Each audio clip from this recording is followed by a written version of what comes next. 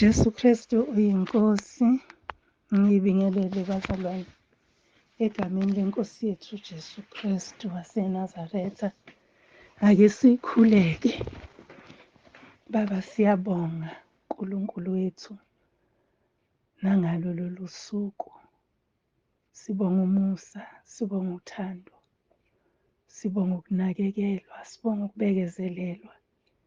Sibonga ukuthi uNkulunkulu ongalindele ukuthi kube khona esizokukhipha, kodwa olindele ukuba sizihlele sime phambi kwakho bese senza intando yakho. Siyabonga Baba wethu ongcwele, noma intengo yezinto ikhuphuka ngalolu hlobo, kodwa sibonga ukuthi izwi lakho lisatholakala, kungakhokhwa mali.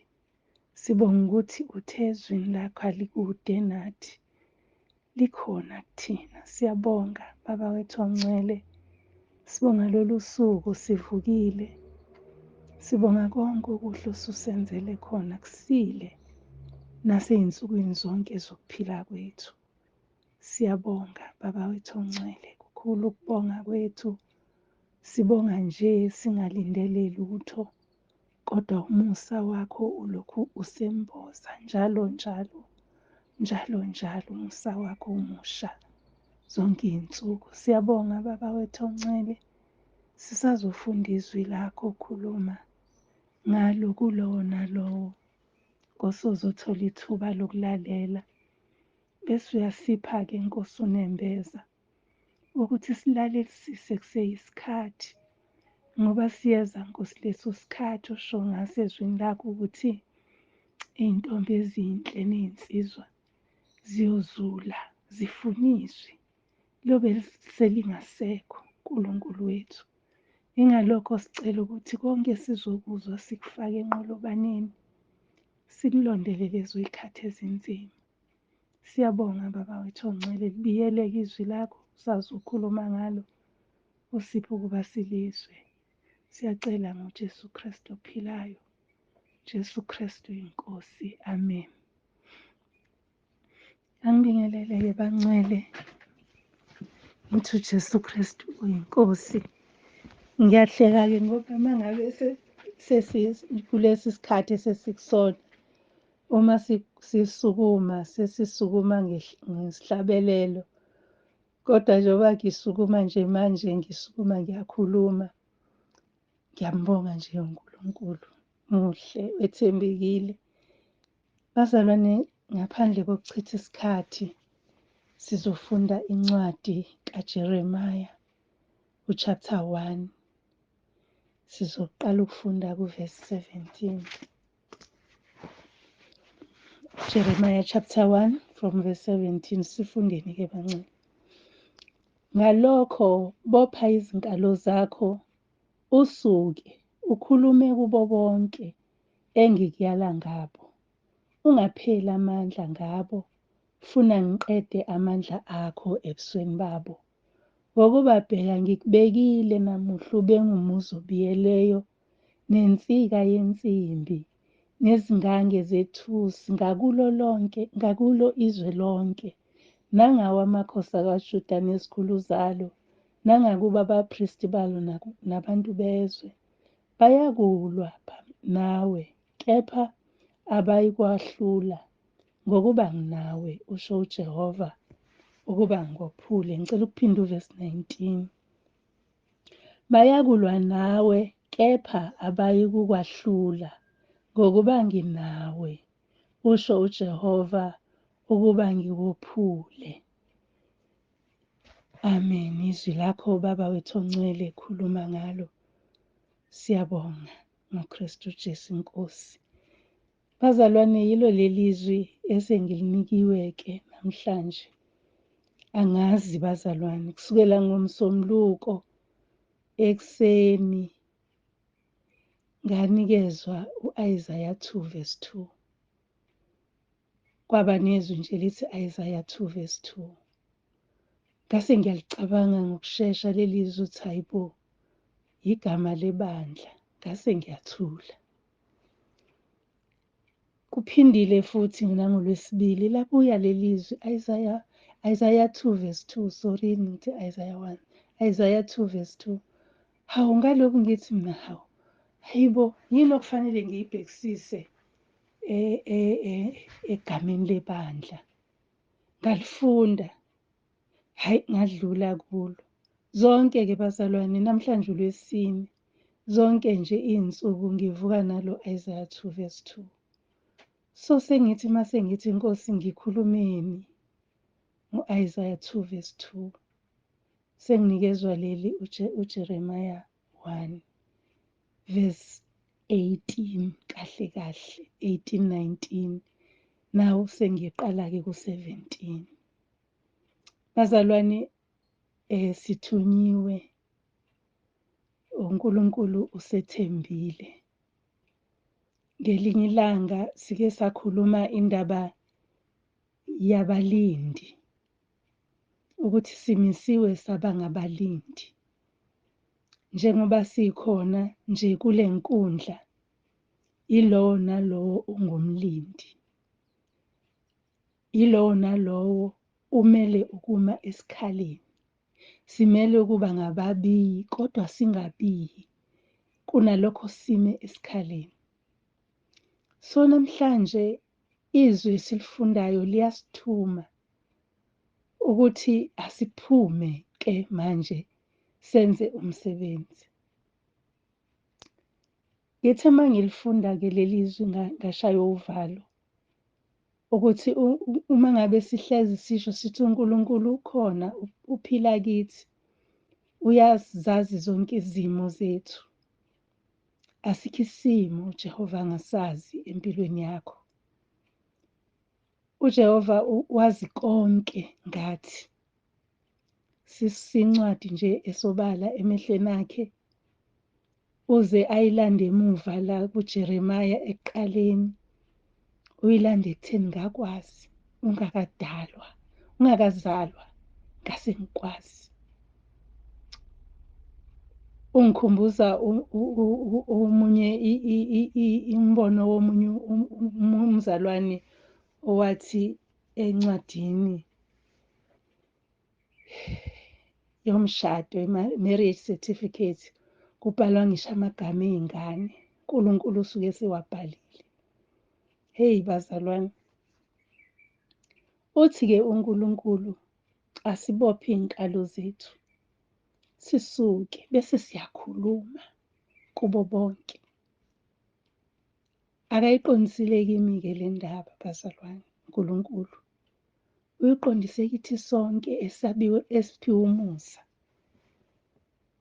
Uthi-ke kwabaseFesu, lapha kwabaseFesu 6 uverse 14 wakhona, uthi ngakho yimani izinkalo zenu ziboshiwe ngeqiniso. Athi-ke la kuverse 17 athi bopha izinkalo zakho bese uyasuka ukhulume. Awuzubopha nje ukhalo uhlale phansi. Ingiphindise emuva-ke le ndaba, ngiyafisa ukuthi ngiyifinqe, kodwa ilokhu ingiphindise emuva. Ngikhumbula kwenziwa iphasika lokuqala ukuthi kwathiwa abantwana bakwa-Israyeli ababophe iy'nkalo zabo, bafase iy'cathulo zabo onyaweni, balindele ukuhamba. So namhlanje-ke sibophe iy'nkalo ngoba sizoqala umsebenzi othize. Ngikhumbula ukuthi sasithi uma ngabe siphuma ekhaya siyotheza, iy'ntambi sasisuke sizobopha ngazo, isikhathi esiningi sasiy'bopha kuthina okhalweni. Bese uyahamba ungabheki ukuthi uhamba ibanga elide kangakanani, uzokwazi yini ukubuya ney'nkuni usuhamba ibanga elide kangaka. Kodwa uhambele ukuthi la uzoba khona noma ngabe kude kangakanani, kodwa uzothi iy'nkuni uzoyithola ziseduze. Awuzuthola ukhuni lapho, uyothola olunye lapho, uyothola olunye lapho. Kodwa sasi-ready. Ukubopha ukhalo kusho ukuba ready. Kusho ukuthi ukulungela isimo. Noma ngabe uzolwa, noma ngabe uzokhuluma, noma ngabe uzohamba, ukhalo kumele aqine. Uthi-ke lapha ukhulume kubo bonke engikuyala ngabo. Hhayi engikuyala ngakho-ke manje, kodwa engikuyala ngabo. Kusho ukuthi uma ngabe uhlangana nomuntu kube nezwi elithi enhlizweni yakho umbingelele, ubuze impilo, ubuse uthi yazana inkonje noJesu. uNkulunkulu ukuthumile ukuthi kwenze. Kubo bonke azokuyala ngabo, ukuthi nangu khuluma, awuzumbheka bese uyamesaba njengoba kusho uverse 18. Uverse 18 bazalwane uthi ngikubekile namhlanje ukuba ube umuzi obiyelweyo. Kusho ukuthi awufanele ukwesaba ngoba uvikelekile. Awufanele futhi ukungakwenzi ngoba uthunyiwe. Uma usungasenzi usuphambana nentando kaNkulunkulu. Uma ungasenzi kusho ukuthi awumsabi uNkulunkulu. Kusho ukuthi awumhloniphi uNkulunkulu uma ungasenzi ngoba uthunyiwe. Futhi ubekile ngisho nesijeziso sakho azokujezisa ngaso. Sonke siyasaba abazalwane ukuphoxeka. Akekho ngathi angisabi ukuphoxeka. Sonke siyasaba. Kodwa uthi uNkulunkulu la uma ngabe wena ungakwenzi uzoqeda amandla akho ebusweni babo. Kusho ukuthi uzophenduka into engelutho phambi kwabo. Hey bazalwane, ngike ngamangala-ke uma ngifunda leli vesi, ngimangaliswa ukuthi ubaba umpostoli unento yokuthi ahlale asho ukuthi umuntu uma ngabe uNkulunkulu embiza umuntu engezi, uyoza esehamba nge-wheelchair, mhlawumbe embizele ukuthi ashumayele, mhlawumbe uphiwe izwi, kodwa athi uyoshumayela usuku wheelchair. Uyakuqonda yini lo? Usho leyo nto uNkulunkulu ukuthi uyoqeda amandla akho phambi kwabo, uzithole usudinga ukulekelelwa, ungene etekisini, uzithole usudinga ukulekelelwa, ushintshwe, usungasakwazi ukuyishintsha, ukuyikhulula ngendlela ejwayelekile. Kodwa ngenxa yokuthi awulalelanga, awenzanga lokho okuthunyiwe. Bazalwane, siyaxwayiswa kakhulu ukuthi asikwenze singapheli amandla. Asenze singapheli amandla. Lithi izwi kaNkulunkulu, uma ungabe ukwazi ukwenza okuhle kodwa ungakwenzi, kuyisono kuwe. Isono-ke njalo sinomvuzo. Nanku omunye umvuzo-ke waleso sono, ukuthi kuthiwe yenze okuhle, hlenga umuntu wangakwenza. So uthi-ke lapha-ke uzokuzungeza uNkulunkulu ngenxa yokuthi uthi amagwala akangena ezulwini, akafuni uNkulunkulu sibe amagwala. Ingakho hlezi esiqinisa ukuthi ungesabi, mina nginawe. Athi ungapheli amandla. Nalana-ke usho njalo, uthi ngikubekile ube umuzi obiyelweyo, nensika yensimbi nezingane zethusi. Ngakulo lonke izwe, kusho ukuthi uvikeleke nxa zonke.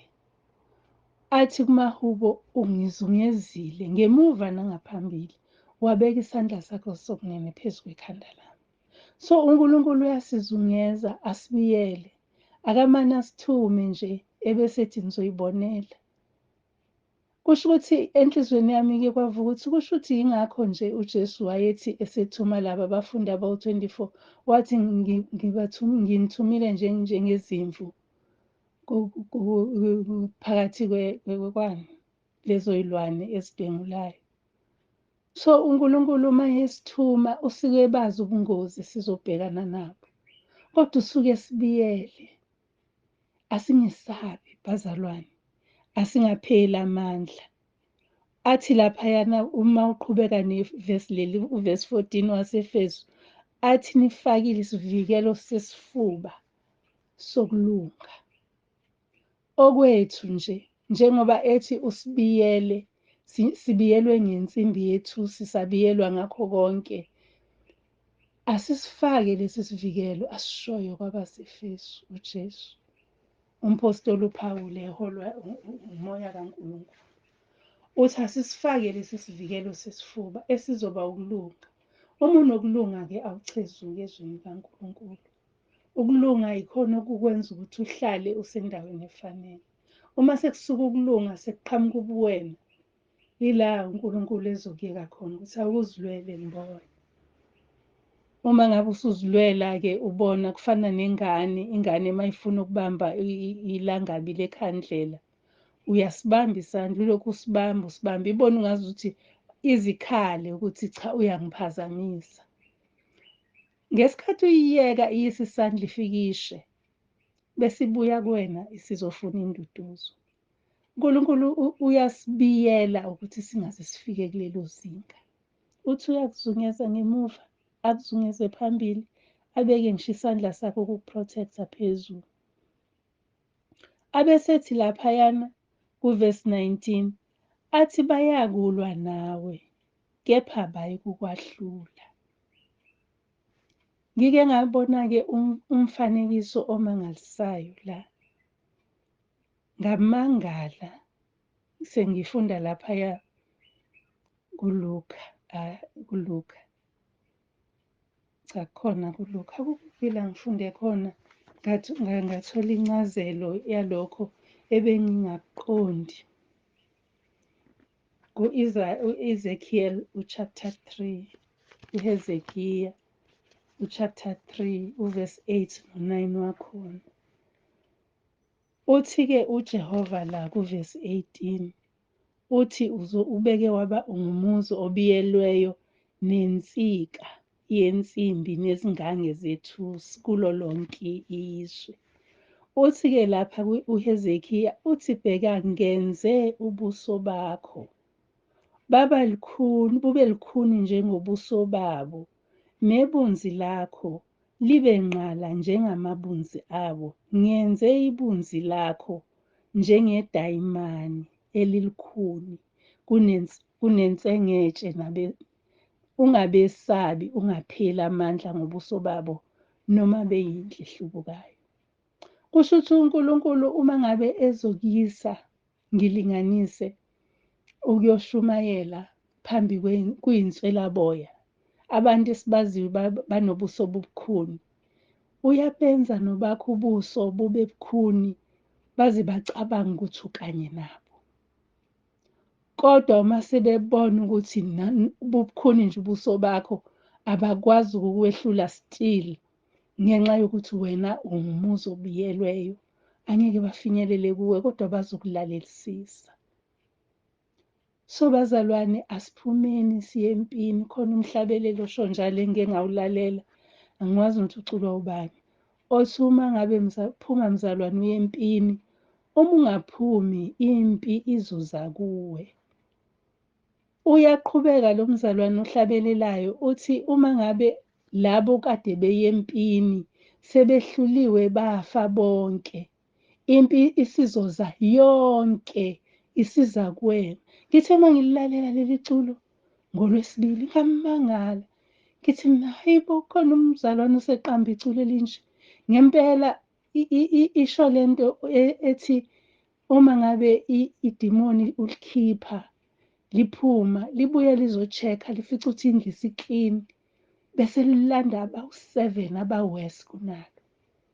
Angithi uyabona ukuthi impi sebephelile bonke ade belwa, sebezoza bonke laba abayimpi beze kuwe uwedwa.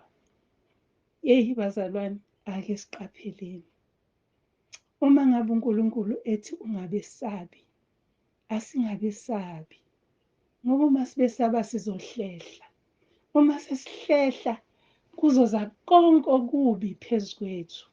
Angithi uma uhlehla awusuke ungasabhekile emuva, usuke usuhamba kungathi amehlo akho asemuva kanti amehlo akho agade phambili, kodwa wena uyahlehla. Ohamba ebheke phambili akakwazi ukushesha njengawe, awukwazi ukugijima reverse. Kodwa ozayo lapho uyakwazi ukugijima ngoba yena ubheke kuwe. Ake siqapheleni le ndaba bazalwane. Asinikeziwe i-option yokuhlehla, asinikeziwe i-option yokusaba, ngoba thina sazi ukuthi mkhulu onathi kunosezweni. Namhlanje ilamazwi nje bazalwane okuthiwa ngikhulume ngawo, nami angiwazi, kodwa ngiyawabona ukuthi aqinisile. Once wasaba, umuntu uyaku-overpower. Kufana nokuthi umuntu akubuza umbuzo, uphelelwe ngamagama, ubese ekufida lokho kwakhe akwaziyo, ukuhlakanipha okungeyikho. Asiqapheleni bazalwane, asike siphaphameni. Nansi impi izoza kithi uma ngabe thina singaphumi ukuya empini. Siyathunywa-ke lapha bazalwane. Mhlawumbe ngikhuluma nje usetekisini, kade kulokhu ukuthi mkhulumisi useduze kwakho umbuze ukuthi kodwa uyamazi yini uJesu? Kodwa uyazi, uyakhonza yini? Bazalwane, kunabantu aba-proud, abanokuyiqhenya ukuthi abakhonzi, abanokuyiqhenya ukuthi abasibothathekile, abasacabanga ukuthi ukukholwa ukuthatheka. Siphila phakathi kwabo, sisebenza nabo, sikhonza nabo nje, futhi kuyenzeka ukhonze nomuntu ubone ukuthi inyama yakhe isenkonzweni, kodwa umphefumulo nenhliziyo yakhe kude la singeke sazi khona. Ubone uzwe into ephuma emlonyeni uthi uJesu okungena ngomlomo akubulali, kodwa lokho okuphumayo khona okubulalayo. Awukhiphe umuntu ushevu emlonyeni ephakathi enkonzweni. Bazalwane, ake siqapheleni. Ngiyafisa nje sengathi singaqaphelisisa igama negama, ngoba uNkulunkulu igama negama elishiwoyo, noma ngabe lishiwo ubani, ingalokho eze ethi ezwini lakhe uma kuhlangene ababili noma nje bebathathu. Cabanga umhlaba ungakanani, cabanga ukuthi endaweni okuyona nibangakanani, sibangakanani la ngikhona. Kodwa uma ngabe kuhlangene ababili noma abathathu kuleyo ndawo enama-1,000, uthi usuke khona lapho, usuke khona. Cabanga-ke kwi-presence kaNkulunkulu, njengoba ngikhuluma nje ukhona, he is present. Kwi-presence kaNkulunkulu bese ngikhipha ushevu emlonyeni. Bazalwane, asiqapheleni. Igwala alingeni ezulwini. Futhi uma singezukwenza umsebenzi asizukuwuthola umqhele.